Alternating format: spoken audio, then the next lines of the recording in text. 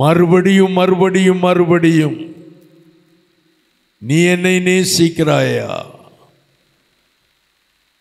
நீ என்னிடத்தில் அன்பாய் இருக்கிறாயா? என் நாடுகள் முள்ளுக்குள்ள சிக்கி கிடக்கு, முள்ளுக்குள்ள சிக்கி கிடக்கு. என் நாடுகளை காப்பாற்ற ஆள் இல்லை. இந்த உலகம் இருளுக்குள்ள, பிசாசுக்குள்ள, பாவத்துக்குள்ள, சாபத்துக்குள்ள, காரிருளுக்குள்ள இந்த உலகம் தவிக்குது. ஆண்டவர் உன்னை பார்த்து நீ என்னை நேசிக்கிறாயா?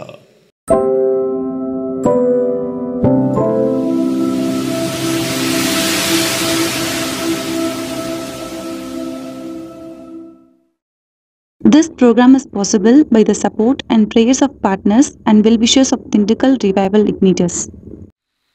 தானியேலை போன்ற தேவ மனிதர்களை பார்க்கிறேன்.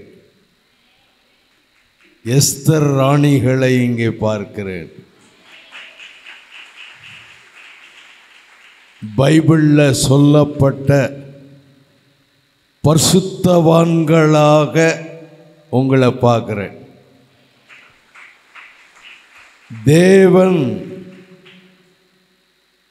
தேவனாகிய கர்த்தர் உங்கள் ஒவ்வொருவரையும் அப்படியே பார்க்கிறார். அருமையானவர்களே, இன்றைக்கு பரிசுத்த மார்க்கு எழுதின சுவிசேஷம் எல்லாரும் கொஞ்சம் எடுத்துக்கிடுவோமா? பரிசுத்த மார்க்கு 14ஆம் அதிகாரம் எல்லாருமே எடுத்துக்கிடுவோம். பரிசுத்த மார்க்கு 14ஆம் அதிகாரம் 3ஆம் வசனத்திலிருந்து நான் வாசிக்கிறேன். இயேசு பெத்தானியாவில் குஷ்டரோகியாயிருந்த சீமோன் வீட்டிலே போஜன பந்தி இருக்கையில் ஒரு ஸ்திரீ விலையேறப்பெற்ற நளதம் என்னும் உத்தம தைலமுள்ள வெள்ளைக்கல் பரணியை கொண்டு வந்து அதை உடைத்து அந்த தைலத்தை அவர் சிரசின் மேல் ஊற்றினாள். ஒரு மிக முக்கியமான ஒரு சம்பவம். ஒரு பெண் விலை உயர்ந்த, ரொம்ப விலை கூடின, சாதாரண மக்கள் வாங்க முடியாத அவ்வளவு விலை உயர்ந்த, விலையேறப்பெற்ற நளதம் என்னும் உத்தம தைலம். ஏன்னா அதுக்கு விளக்கம் சொல்றாரு. வெள்ளைக்கல் பரணி, அது ராஜாக்கள் தான் வாங்க முடியும். சாதாரண மனிதர்கள் அதை வாங்க மாட்டாங்க, ஏன்னா அவ்வளவு விலை கூட. அதை ஒரு சாதாரண பெண் கொண்டு வர்றாள். நான் நினைக்கிறேன் அநேக நாட்களாக கொஞ்சம் கொஞ்சமாக பணம் சேர்த்து, கொஞ்சம் கொஞ்சமாக சேர்த்த பணத்தை ராஜாக்கள் வாங்குகிற அந்த தைலத்தை வாங்குகிறாள்.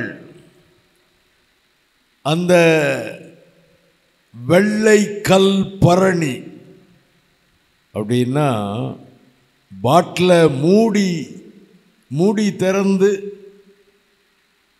கொஞ்சம் ஊற்றிட்டு மீதி மூடி வைக்கிறதல்ல. அந்த பாட்டில் அப்படியே முழுவதும் மோல்டு பண்ணப்பட்ட மூடி கிடையாது, அதுக்கு அப்படியே மோல்டாக இருக்கும். திறந்தாலே அப்படியே காற்றில் அப்படியே கரைஞ்சிறது. அப்படிப்பட்ட விலை உயர்ந்த நளதம். அதை உடைத்து இயேசுவின் சிரசில் ஊற்றுகிறாள். இந்த பகுதியை கொஞ்சம் கவனமாக கவனிக்கணும். அந்த தைலத்தை அவர் சிரசின் மேல் ஊற்றினாள். உடைச்சி ஊற்றிட்டார். லட்சக்கணக்கான பணமதிப்புள்ள விலை உயர்ந்த நளதம். அதை உடைச்சி ஊற்றின உடனே அப்படியே ஆகாயத்தில் அப்படியே காற்றில் அந்த ரூமை நிரப்புது, அந்த தெருவை நிரப்புது, அந்த கிராமத்தை அந்த மனம் நிரப்புது. அப்படியே பரவுது, அப்படியே பரவி செல்லுது. அப்படிப்பட்ட விலை உயர்ந்த தைலத்தை உடைத்து இயேசுவுக்கு ஊற்றுகிறார். இயேசுவின் மேல் ஊற்றுகிறாள். அருமையானவர்களே, இந்த சம்பவத்தை 9ஆம் வசனத்தை கொஞ்சம் பாருங்க. 9ஆம் வசனம், இந்த சுவிசேஷம் உலகத்தில் எங்கெங்கே பிரசங்கிக்கப்படுமோ அங்கங்கே இவளை நினைப்பதற்காக இவள் செய்ததும் சொல்லப்படும் என்று மெய்யாகவே உங்களுக்கு சொல்லுகிறேன். எங்கெல்லாம் இயேசுவின் செய்தி, இயேசு என்ற செய்தி எங்கெல்லாம் போகுதோ அங்கெல்லாம் இவள் செய்தது சொல்லப்படும் என்று ஆண்டவர் கூறுகிறார். மெய்யாகவே சொல்றேன். இன்னைக்கு சொல்றோம். 2000 ஆண்டுகளுக்கு முன்னால ஒரு சாதாரண பெண் செய்ததை இன்றைக்கு காலையிலே பேசுறோம். ஆண்டவர் சொன்னார், இயேசுவை பற்றி எங்கெல்லாம் சொல்றாங்களோ அங்கெல்லாம் இவள் செய்தது சொல்லப்படும். அருமையானவர்களே, அப்படி என்றால் இதில் என்ன ரகசியம்? இதில் என்ன ரகசியம்? அருமையானவர்களே, ஒரு இங்கிலாந்து தேசத்திலே ஒரு பெரிய பட்டமளிப்பு விழா நடந்தது.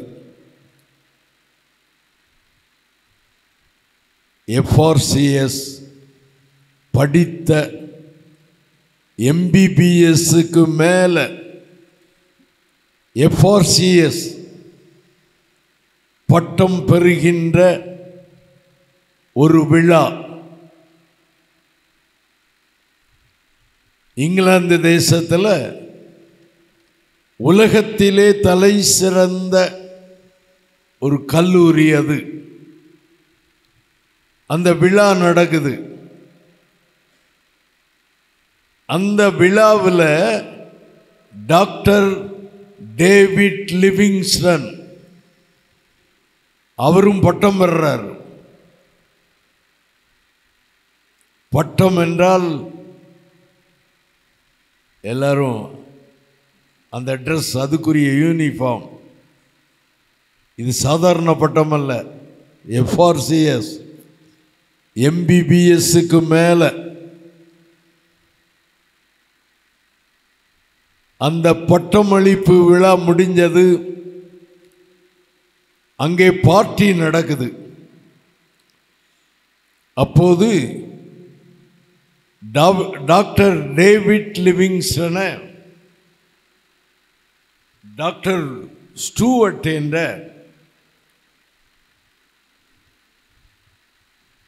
அவர் தனியாக கூட்டு போகிறார்.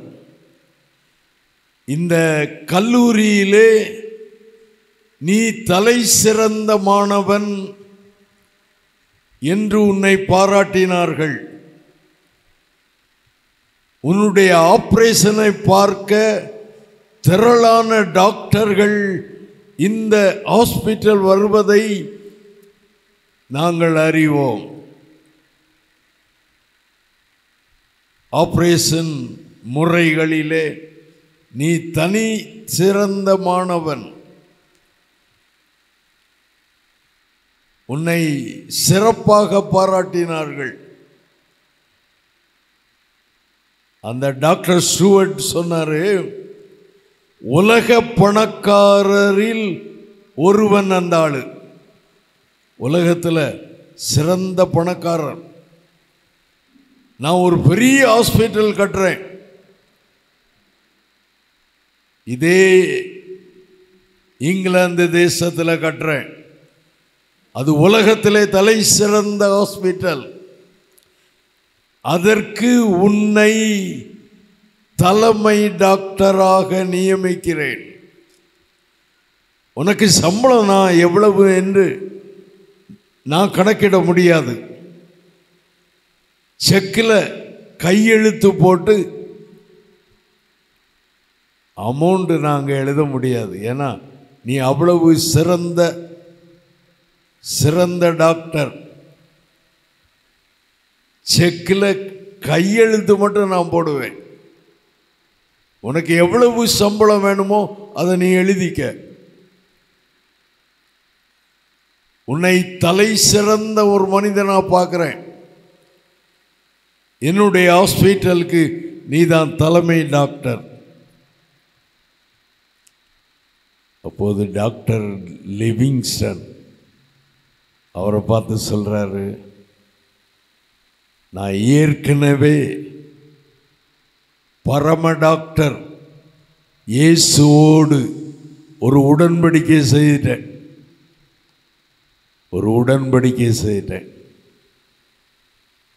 நான் படித்தது அவருக்காக, அவர் வேலை செய்வதற்காக.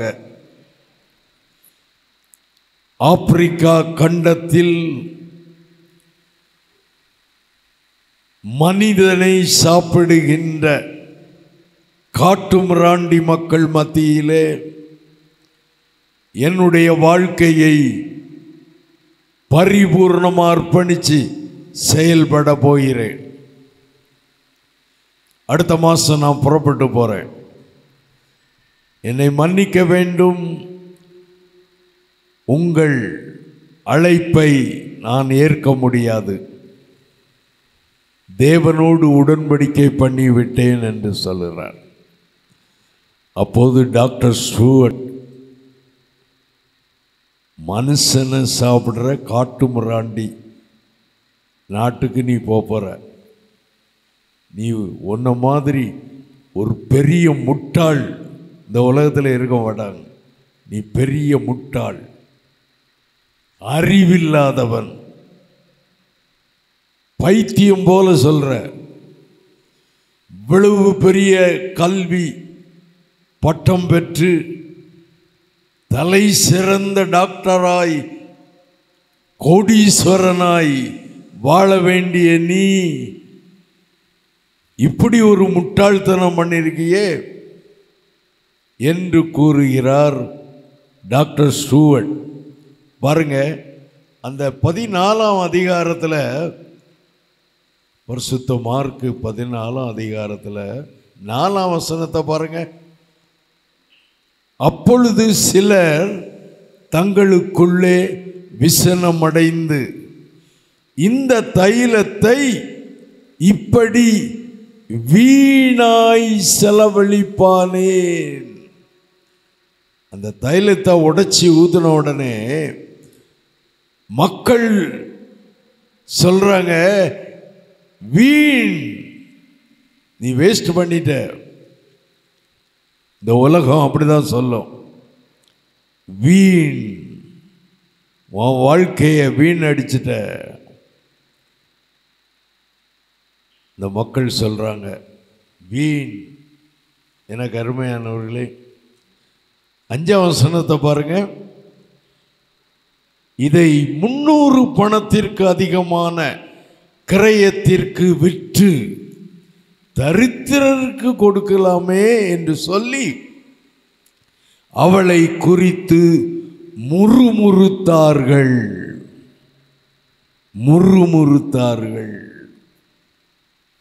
அடுத்து பாருங்க 6ஆம் வசனத்தில், இயேசு அவர்களை நோக்கி, இவளை விட்டுவிடுங்கள், ஏன் அவளை தொந்தரவு படுத்துகிறீர்கள்? என்னிடத்தில் நற்கிரியை செய்திருக்கிறாள். ஆண்டவர் என்ன சொல்றாரு?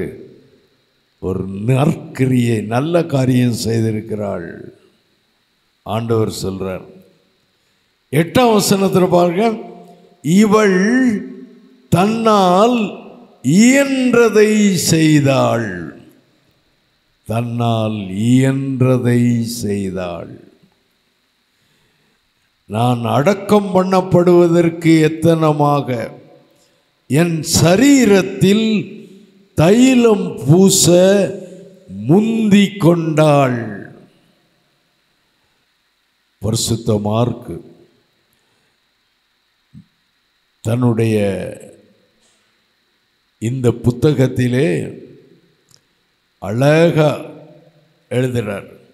எப்படி முத்துக்களை மாலையாக கோர்ப்பது போல, மணிகளை கோர்ப்பது போல, வார்த்தையை அங்க சொல்றார். வீண், கர்த்தருக்கு தங்களை அர்ப்பணிக்கின்ற தேவ மக்களை பார்த்து உலகம் சொல்லுது வீண், உன் வாழ்க்கையை வேஸ்ட் பண்ணிட்ட. உலகம் அப்படிதான் சொல்லும்.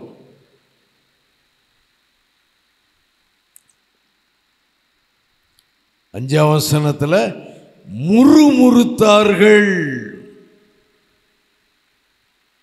உன்னை குறித்து உலகம், ஒருவேளை நம்ம குடும்பத்தார், நண்பர்கள்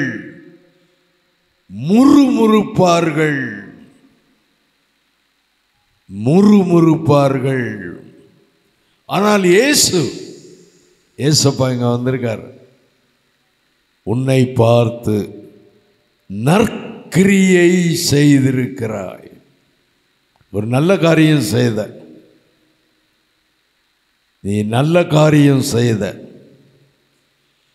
8ஆம் வசனத்தில் ஆண்டவர் சொல்றாரு, தன்னால் இயன்றதை செய்தாள். இயன்றதை செய்தாள். அதே வசனத்தில், என் சரீரத்தில் தைலம் பூச முந்தி கொண்டாள். முந்தி கொண்டாள். இது கடவுளுடைய வார்த்தை. வேத வசனத்தை படிச்சிட்டு இருக்கோம். முந்தி கொண்டாள், நற்கிரியை செய்தாள், இயன்றதை செய்தாள். நம்ம ஆண்டவருக்கு நாம் என்ன செய்ய போறோம்? இந்த உலகத்தில் கொஞ்ச நாள் வாழ்கிறோம். ஆண்டவருக்கு நம்ம என்ன செய்ய போறோம்? ஆண்டவர் நமக்கு என்ன செய்தார்? சிலுவை மரத்தில் 3 ஆணிகளில், வானத்துக்கும் பூமிக்கும் மத்தியில் சாப சிலுவையில் உலகத்தை படைச்ச தெய்வம் தொங்குறார். உலகத்தை சுமக்கிறார். உலக பாவத்தை சுமக்கிறார்.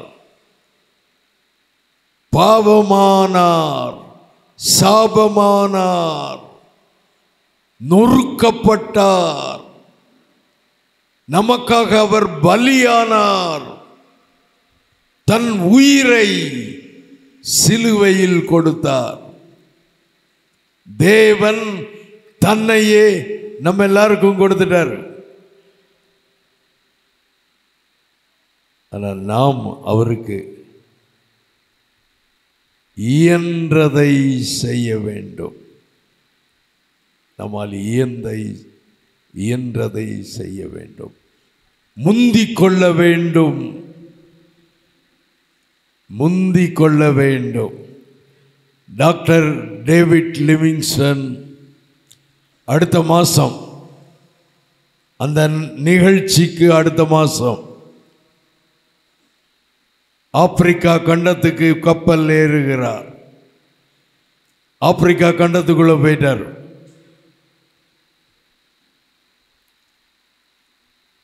அந்த காலத்தில் 18ஆம் நூற்றாண்டில் முன்னேற்றம் இல்லாத ஒரு நாடு, மனிதனை சாப்பிடுகின்ற காட்டுமிராண்டிகள், அநேக பகுதிகளில் ஆடை அணியாதவர்கள்,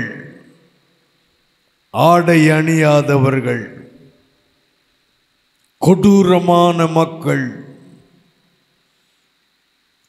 ஆப்பிரிக்கா கண்டத்துக்குள்ள யாரும் போக மாட்டாங்க, அப்படிப்பட்ட இடம்.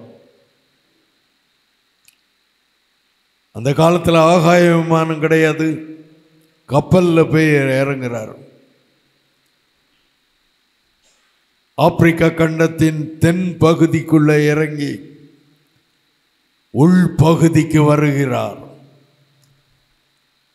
அந்த மக்களின் மொழியை படிக்கிறார். FRCS படித்த ஒரு பெரிய டாக்டர்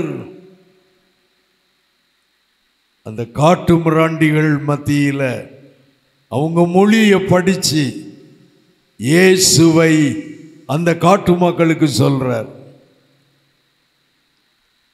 அவர் ஏற்கனவே ஆராய்ச்சி ஸ்டடி படித்தவர். எந்த மூலிகையில் என்ன மருந்து இருக்கு, அந்த மருந்து எந்த வியாதிக்கு குணமாக்கும் சக்தி உடையது, எந்த மிருகத்தில் எந்த வியாதிக்குரிய மருந்து உண்டு, இதையெல்லாம் ஆராய்ச்சி ஸ்டடி பண்ணவர். அந்த காட்டுக்குள்ள டாக்டராகவும் பணிபுரிகிறார். அந்த காட்டுக்குள்ள மிஷனரியாகவும் இயேசுவை அறிவிக்கிறார்.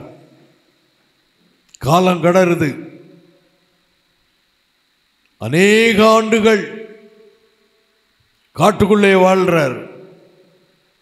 ஆப்பிரிக்கா கண்டத்தை பற்றிய ஒரு செய்தி அவர்தான் உலகத்துக்கு கொடுக்கிறார்.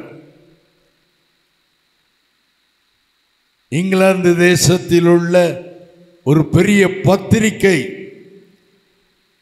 ஒரு நியூஸ் எடிட்டர்ஸ் ஒரு டீமாக அந்த ஆப்பிரிக்கா காட்டுக்கு வந்து டேவிட் லிவிங்ஸ்டன் என்ன செய்கிறார் அதை பற்றி பத்திரிகையில் எழுதுறாங்க. உலகம் முழுவதும் அந்த செய்தி போகுது. ஆப்பிரிக்கா காட்டை பற்றிய செய்தி உலகம் முழுதும் போகுது. எல்லா பத்திரிகைகளிலும் போகுது. இங்கிலாந்திலிருந்து அந்த பத்திரிகை பிரிண்ட் ஆகுது. விக்டோரியா மகாராணி தொடர்ந்து ஒரு டீமை அனுப்புகிறாள். அந்த ஆப்பிரிக்கா கண்டத்தை பற்றிய முழு விவரத்தையும் அறிவதற்கு அனுப்புகிறாள். அப்போதுதான் அவள் டாக்டர் லிவிங்ஸ்டனோடு நெருக்கமாயிருக்கிற விசுவாசிகளில் முக்கியமானவர் ஒருவர். ஆயிரக்கணக்கான மக்கள் ரட்சிக்கப்பட்டார்கள். காட்டு மிராண்டிகளாய் மனிதனை சாப்பிடுகிறவர்களாய் வாழ்கின்றவர்கள் ரட்சிக்கப்படுறாங்க, மனம் மாறுறாங்க, ஒழுக்கம் சுத்தம் நேர்மை அந்த நாட்டுக்குள்ள பரவுது. திருச்சபை உதயமாகுது. நூற்றுக்கணக்கான கிராமங்கள்ல சபைகள் உண்டாகுது. அருமையானவர்களே, இப்படிப்பட்ட காலத்தில் தான் விக்டோரியா மகாராணி டாக்டர் லிவிங்ஸ்டனுக்கு நெருக்கமான ஒருவரை அணுகி ஒரு பெரிய தங்க நாணயத்தை கொடுத்து, இந்த டாக்டர் லிவிங்ஸ்டன் இந்த காட்டுக்குள் மரிப்பாரானால் அவருடைய சரீரத்தை இங்கிலாந்துக்கு என்னுடைய இடத்துக்கு கொண்டு தர வேண்டும், உனக்கு ஏற்ற வெகுமானங்கள் நாங்கள் கொடுப்போம் என்று கூறுகிறார். இதுக்கடையில் ஒரு நாள் தண்ணீர் குடிப்பதற்கு ஒரு கிணறுக்குள் இறங்கி அவர் குனிஞ்சி தண்ணி குடிக்கும்போது அந்த தண்ணிக்குள்ள ஒரு சிறுத்தை தெரிகிறது. இவருக்கு மேல ஒரு சிறுத்தை இருக்கு, பெரிய புலி. இவர் மேல் பாய்ந்து இவருடைய இந்த பகுதியை அப்படியே கடித்து இழுத்துட்டு போகுது. இந்த இடம் அப்படியே நொறுங்குது.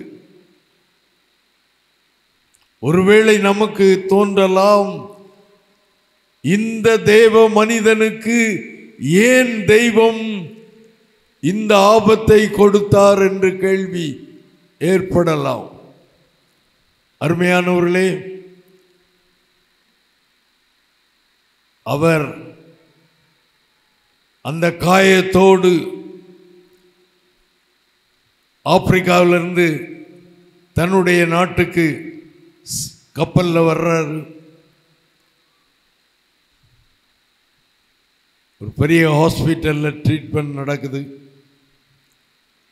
குணமாகி மறுபடியும் ஆப்பிரிக்காவுக்கே வர்றார். ஆனால் உலகத்துக்கு ஒரு கேள்வி, ஏன் தேவன் இந்த கஷ்டத்தை அவருக்கு அனுமதித்தார்? ஒரு கேள்வி. அநேக கர்த்தருடைய பிள்ளைகளுக்கு ஒரு கேள்வி. ஆண்டவருக்காக தியாகமாய் போன லிவிங்ஸ்டன் ஏன் அவருடைய இந்த விபத்துக்கு அனுமதித்தார்? தொடர்ந்து ஆப்பிரிக்கா கண்டத்தில் அவர் வேலை செய்தார். குறிப்பாக ஆப்பிரிக்கா கண்டத்தில் பாதி பகுதி நடந்தே அலைந்து சபையை தோற்றுவித்தார்.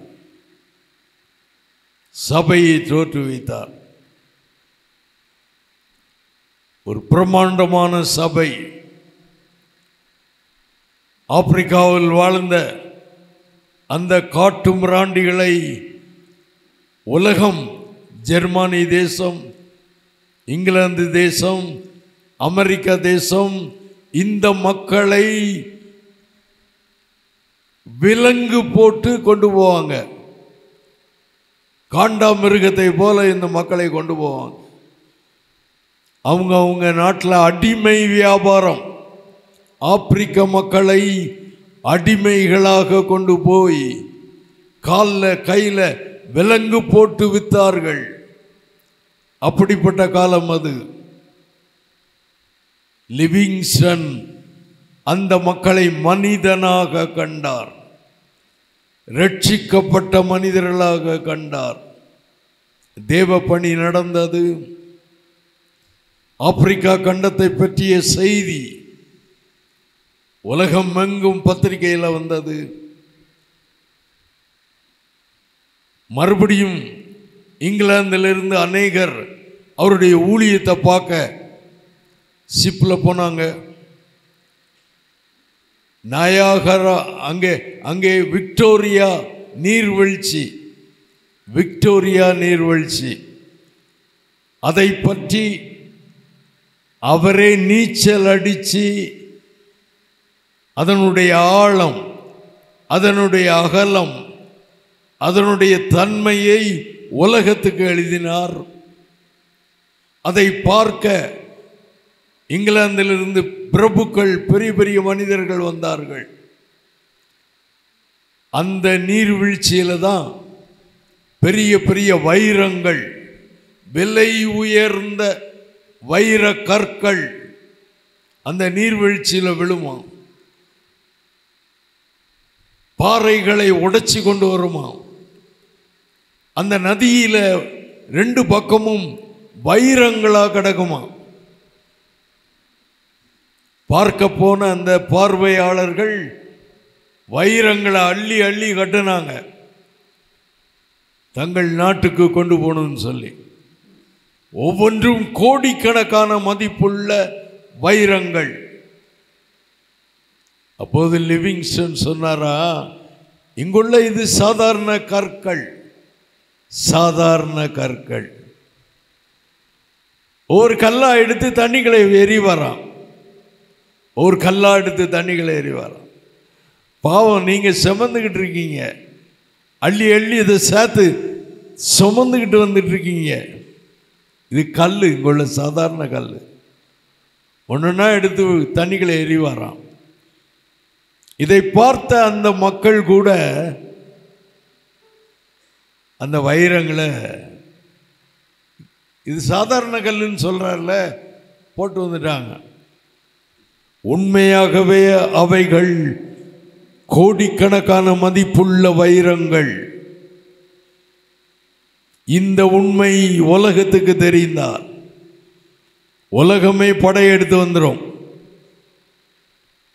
ஆப்பிரிக்கா கண்டத்தை அடிமைக்கு மேல அடிமையாக்கிடுவாங்க. ஆகவே அது வெறுங்கல்லாக தூக்கி எறிந்தார். வெறுங்கல் என்று பொய் சொன்னார். அவங்களும் தண்ணி கரையில் போட்டு போயிட்டாங்க. ஆப்பிரிக்கா கண்டத்தில் பெரிய ஒரு பணி நிலைநாட்டினார். வயதாயிற்று டாக்டர் லிவிங்ஸ்டன். ஒரு நாள் அவருடைய குடிசையில், அங்க பங்களா கட்டல, அவரு பங்களா கட்டல. நம்ம ஆபிரகாம் கூட பைபிளில் படித்தா பங்களா எங்கேயும் கட்டலை, கூடாரத்தில் தான் வாழ்ந்தார். ஆனால் லோத்து சோதோமுல பங்களா கட்டினான். டேவிட் லிவிங்ஸ்டன் கூடாரத்தில், குடிசையில் கடைசி வரைக்கும் வாழ்ந்தார். மக்களோடு மக்களாக வாழ்ந்தார். நல்ல வயசாயிட்டு ஒரு நாள் இரவு முழுவதும் பைபிளை திறந்து படித்து கொண்டிருக்கிறார். வேதத்தை ஆராய்ந்து கொண்டிருக்கிறார். அப்படியே அவருடைய முகம் திறந்த வேத புத்தகத்திலே அவருடைய முகம் பதிந்திருக்கிறது. அப்படியே அவர் மரித்தார். இந்த செய்தி இங்கிலாந்துக்கு சென்றது. அவருடைய பாடியை என் அரண்மனைக்கு கொண்டு வர வேண்டும் என்று ஆணையிட்டார்கள் ராணி. இங்கிலாந்துக்கு கொண்டு போனாங்க. அவ்வளோ ஈஸி கிடையாது. 1 வருஷம் ஆச்சுதான். அந்த பாடியை அங்குள்ள முறைப்படி மூலிகைகள் வச்சு கட்டி சுமந்து காட்டுக்குள்ள சுமந்து போய் நூற்றுக்கணக்கான மைல்கள் சுமந்து கப்பல் ஏற்றி கப்பல் கூட பல மாதங்கள் இங்கிலாந்து போய் சேர்ந்துச்சு. அந்த லிவிங்ஸ்டனுடைய பாடி காஞ்சி கருவாடாயிற்று. கருவாடு மாதிரி இருக்கு, காஞ்சி போச்சு, முகமே தெரியல. இங்கிலாந்து மகாராணியின் பிரபுக்கள் இது டாக்டர் லிவிங்ஸ்டன் என்று யாரும் சொல்ல முடியாது. ஒரு சாதாரண மனுஷனை ராணி விருப்பப்படி ராஜாக்கள் கல்லறையில் அடக்கம் செய்யக்கூடாது. அரண்மனை மேல் அதிகாரிகள் கூறிவிட்டார்கள். ராணி ஜெபித்தார்கள். இது டாக்டர் லிவிங்ஸ்டனுடைய சரீரம் என்பதை நிரூபிக்க வேண்டும். அவர் சிறுத்தை கடித்த அந்த சிகிச்சை பெற்ற ஹாஸ்பிட்டல்ல அவருடைய முழு எக்ஸ்ரே அந்த ஹாஸ்பிட்டல்ல இருக்கு. அரண்மனைக்கு அந்த எக்ஸ்ரே கொண்டு வரப்பட்டது. இப்போது இந்த பாடியை எக்ஸ்ரே எடுத்து 2 எக்ஸ்ரேயும் ஒத்து பார்த்தார்கள். 2 ஒன்று போல தெரிந்தது. இது டாக்டர் லிவிங்ஸ்டனுடைய எலும்பு கூடு. ராஜாக்கள் கல்லறையில் ராஜ மரியாதையோடு மகாராணி எப்படி இறந்தால் எப்படி அடக்கம் நடக்கும் அப்படி அடக்கம் செய்ய வேண்டும். இவர் சாதாரணமான மனிதன் அல்ல. தேவனுக்காக ஒரு கண்டத்தையே, ஆப்பிரிக்கா கண்டத்தையே மீட்டவர். இவரை கனம் பண்ண வேண்டும். ராஜாக்களின் கல்லறை தோட்டத்திலே, ராஜாக்கள் கல்லறையிலே ராஜ முறையிலே மரியாதையோடு, ராஜ மரியாதையோடு அடக்கம் முடிந்தது. அந்த கல்லறை தோட்டத்தில் டாக்டர் ஸ்டூவர்ட் அந்த அடக்கத்துக்கு வந்திருந்தார்.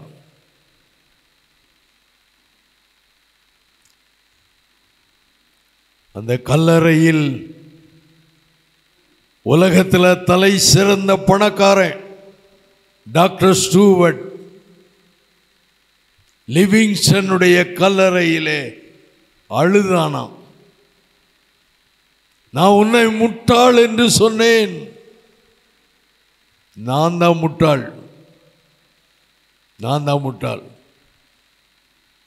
இப்படிப்பட்ட ராஜ மரியாதை ராஜாவுடைய கல்லறையில் நான் வர முடியாது. ஆனால் உனக்கு அந்த பாக்கியம் கிடைத்தது.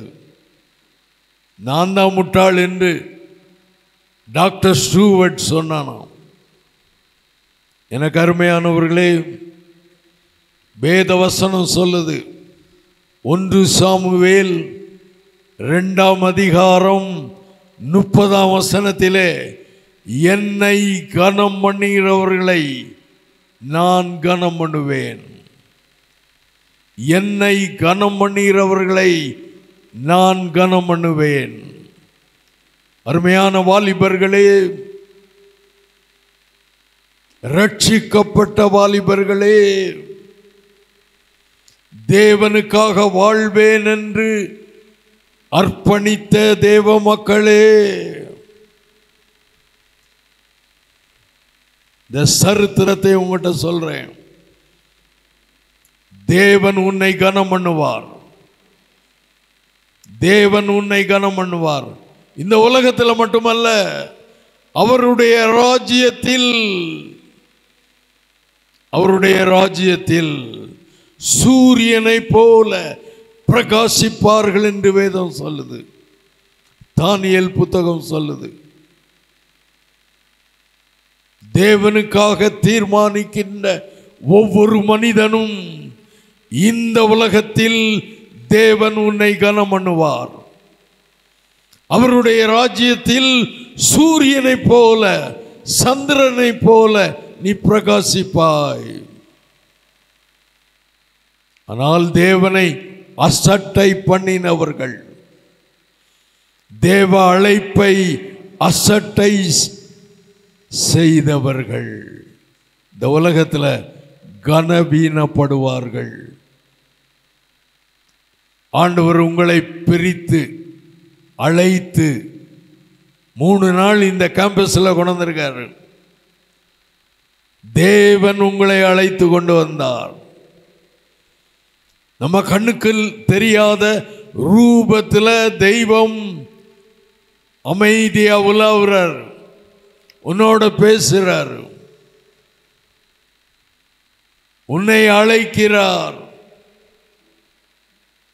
தன்னுடைய ராஜ்ய பணியை செய்வதற்கு, தன் மக்களை காப்பாற்றுவதற்கு உன்னை தெரிந்து கொள்கிறார். இந்த உலகம் முழுவதும் பிசாசுக்குள்ள இருக்கு, இருட்டுக்குள்ள இருக்கு, காரிருளுக்குள்ள இருக்கு. உன்னை பிரகாசிக்கும் ஒளியாக இந்த உலகத்தில் பயன்படுத்த தேவன் திட்டமிட்டு இருக்கிறார். பிரகாசிக்கும் ஒளி இருளான பிரதேசங்களை தேவ ஒளிக்குள் கொண்டு வர உன்னை எதிர்பார்க்கிறார். லிவிங்ஸ்டனை போல ஒரு ஆப்பிரிக்கா காடு இன்றைக்கு கிறிஸ்தவ நாடையா, இன்றைக்கு கிறிஸ்தவ நாடு ஆப்பிரிக்கா காடு. அதே ஆப்பிரிக்கா காட்டில் இன்றைக்கு நடக்கிற பழக்கம் என்ன தெரியுமா? ரெட்டை குழந்தை பிறந்தா அது பேய் என்று சொல்லி பிறந்த வீட்டுக்குள்ளே மந்திரவாதி வந்து அந்த 2 குழந்தையும் வெட்டிடுவான், கொன்னுருவான். அந்த தாயை பலவந்தமாக பிடித்து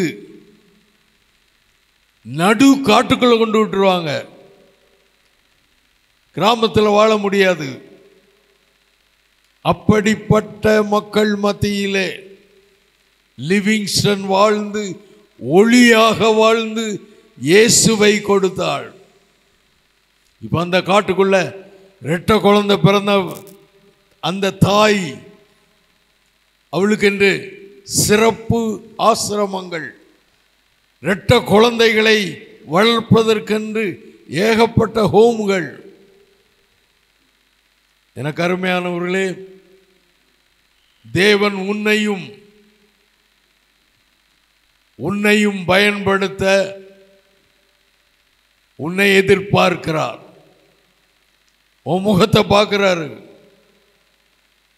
உன் முகத்தை பார்க்கிறாரு. எனக்காக வருவாயா? என் நாடுகள் யோவான் சுவிசேஷம் 21ஆம் அதிகாரத்திலே சீடர்கள் ஒரு அறைக்குள்ள பயந்திருக்காங்க. ஆண்டவரை சிலுவையில் அறைஞ்சிட்டாங்க. அவர் உயிரோடு எழுந்துட்டாரு. ஆனாலும் சீடர்கள் பயந்து அறைக்குள்ள இருக்காங்க. உயிர் தெழுந்த இயேசு அந்த அறைக்குள்ள போறார். சீடர்களுக்கு தன்னை வெளிப்படுத்துகிறார். அப்போது யோவான் கடைசி அதிகாரத்தில் பாருங்க, யோனாவின் குமாரனாகிய சீமோனே. கொஞ்சம் யோவான் சுவிசேஷத்தை கொஞ்சம் எடுத்துக்கொள்வோமா? 21ஆம் அதிகாரம், யோவான் 21ஆம் அதிகாரம், 21ஆம் அதிகாரம் பக்கம் 160, புதிய ஏற்பாடு 15ஆம் வசனத்தில் இயேசு சீமோன் பேதுருவை நோக்கி, யோனாவின் குமாரனாகிய சீமோனே, இவர்களிலும் அதிகமாய் நீ என்னிடத்தில் அன்பாயிருக்கிறாயா என்றார். அதற்கு அவன், ஆம் ஆண்டவரே, உம்மை நேசிக்கிறேன் என்பதை நீர் அறிவீர் என்றான். அவர், என் ஆட்டுக்குட்டிகளை மேய்ப்பாயாக. 16ஆம் வசனம். இரண்டாம் தரம் அவர் அவனை நோக்கி, யோனாவின் குமாரனாகிய சீமோனே, நீ என்னிடத்தில் அன்பாயிருக்கிறாயா? அதற்கு அவன், ஆம் ஆண்டவரே, உம்மை நேசிக்கிறேன் என்பதை நீர் அறிவீர் என்றான். அவர், ஆடுகளை மேய்ப்பாயாக, என் ஆடுகளை மேய்ப்பாயாக. மூன்றாம் தரம் அவர் அவனை நோக்கி, யோனாவின் குமாரனாகிய சீமோனே, நீ என்னை நேசிக்கிறாயா என்றார். என்னை நேசிக்கிறாயா என்று அவர் மூன்றாம் தரம் தன்னை கேட்டபடியினாலே பேதுரு துக்கப்பட்டு, ஆண்டவரே, நீர் எல்லாவற்றையும் அறிந்திருக்கிறீர், நான் உம்மை நேசிக்கிறேன் என்பதை நீர் அறிவீர் என்றான். இயேசு, என் ஆடுகளை மேய்ப்பாயாக. அருமையான தேவ மக்களே, ஆண்டவர் உன்னிடத்திலே மறுபடியும் மறுபடியும் மறுபடியும், நீ என்னை நேசிக்கிறாயா? நீ என்னிடத்தில் அன்பாயிருக்கிறாயா? என் ஆடுகள், நேற்று படக்காட்சியிலே காட்டினேன், ஆடுகள் முள்ளுக்குள்ள சிக்கி கிடக்கு, முள்ளுக்குள்ள சிக்கி கிடக்கு. என் ஆடுகளை காப்பாற்ற ஆள் இல்லை. இந்த உலகம் இருளுக்குள்ள, பிசாசுக்குள்ள, பாவத்துக்குள்ள, சாபத்துக்குள்ள, காரிருளுக்குள்ள இந்த உலகம் தவிக்குது. ஆண்டவர் உன்னை பார்த்து, நீ என்னை நேசிக்கிறாயா? நீ என்னை நேசிக்கிறாயா? என் ஆடுகளை மேய்ப்பாயாக. எனக்கு அருமையானவர்களே, ஆடுகள் சிதறுண்டு போயிட்டு தேவராஜ்யத்துக்கு வர வேண்டிய கோடி கோடி மக்கள் சிதறுண்டு இருட்டுக்குள்ள கிடக்கிறாங்க, வழி தெரியாம இருக்காங்க. ஆண்டவர் உன்னை தேடி வந்திருக்கிறார். தனியாக கூட்டிட்டு வந்து உன்னோட பேசுகிறாரு. அருமையான தங்கச்சி, அருமையான தம்பி, ஆண்டவர் உன்னை தனியாக கூட்டு வந்திருக்காரு. நீ என்னை நேசிக்கிறாயா? என்னுடைய ஆடுகளை காப்பாற்ற வருவாயா? நேற்று அந்த காட்சியில் பார்த்தீங்க, டாக்டர் ஐடா ஸ்கேடர் வரலாற்றை நீங்க பார்த்தீங்க. உன்னை போன்ற வயது, கிட்டத்தட்ட 15 வயது, தன் வாழ்க்கையை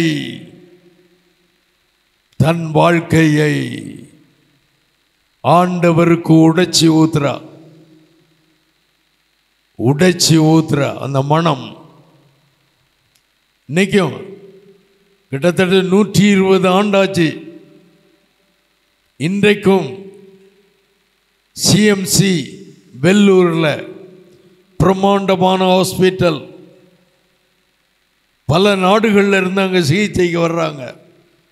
ஒவ்வொரு நாளும் ஆயிரக்கணக்கான மக்கள் வர்றாங்க, இயேசுவை அறிகிறாங்க. 120 ஆண்டானாலும் இயேசுவை அங்கே தொனித்து கொண்டிருக்கிறது. ஒரு பெண்ணுடைய அர்ப்பணிப்பு. ஒரு பெண் தன் வாழ்க்கையை ஆண்டவருக்கு கொடுக்கிறார்.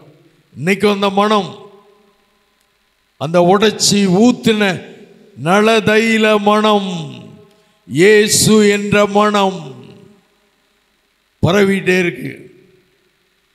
இயேசு என்ற தைல புட்டி நீ இங்க உட்கார்ந்திருக்க கர்த்தருடைய பிள்ளைகளாய் நீங்கள் நலதைலம் போன்ற மனமுள்ள தைல புட்டிகள்.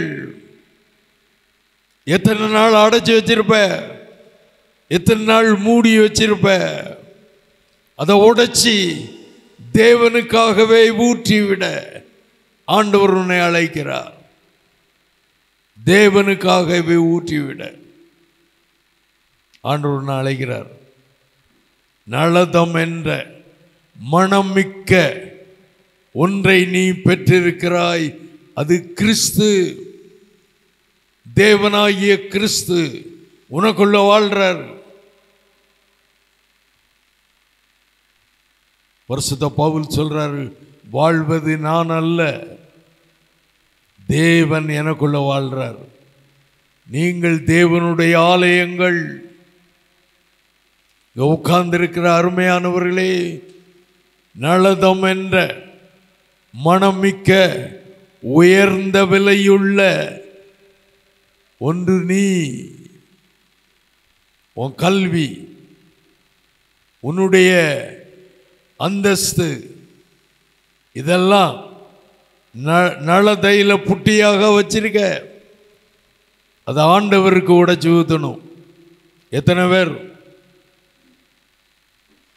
அந்த இயேசு என்ற மனம் என் மூலம் உலகத்துக்கு பரம்பணும், என்னை என் ஆண்டவருக்கு உடைச்சு ஊத்துவேன். அந்த ஸ்திரீ இயேசுவின் பாதத்துக்கிட்ட வந்து அதை உடைச்சி ஊதுறாயா. அநேகர் இது வீண், இது வேஸ்ட்ங்கிறாங்க. ஆனால் அவள் ஆண்டவருக்கு தன்னை உடைத்து ஊற்றுறா. தன்னால் இயன்ற இதை செய்தாள். இதை செய்ய முந்தி கொண்டாள்.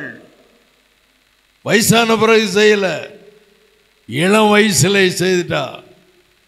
அருமையான தம்பி, இந்த வயசுல உன் வாழ்க்கைய இயேசுவுக்கு உடைச்சி ஊத்தணும். என்னை கனம் பண்ணுகிறவர்களை நான் கனம் பண்ணுவேன். இந்த உலகத்தில் தேவனை கனம் பண்ணுகின்ற ஒரு கூட்ட மக்கள் இங்க வந்திருக்கிறோம். உங்கள் மூலம் இந்த தேசம் ஆசீர்வதிக்கப்படும். உங்கள் மூலம் இந்த தேசம் இயேசுவை அறியும். உங்கள் மூலம் இந்த தேசம் தேவராஜ்யத்துக்கு வரும். இந்த தேசம் பரிசுத்தமாகும்.